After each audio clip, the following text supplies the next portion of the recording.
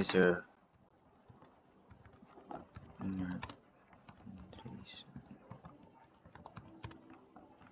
Signal po.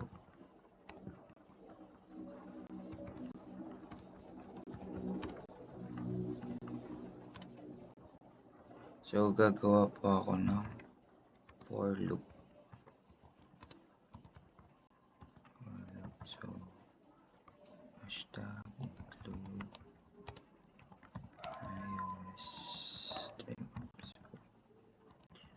using namespace std.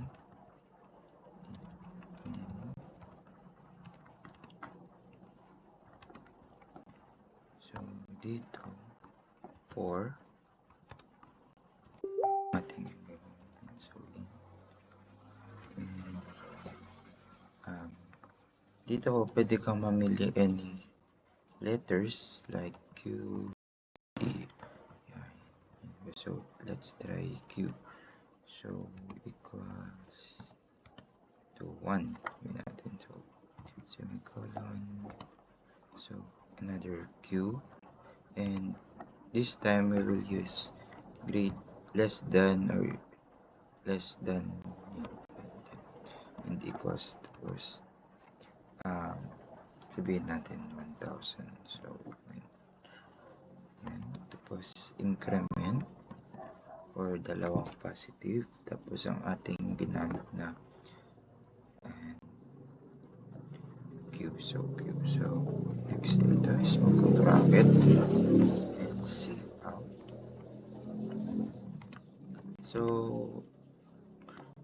sabihin natin dito is napasa ako.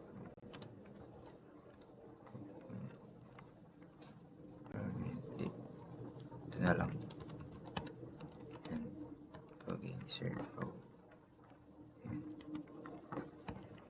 And line.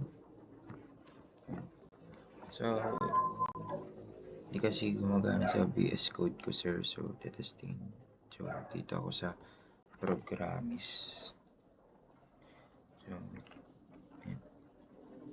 So yun, pag-insert pa.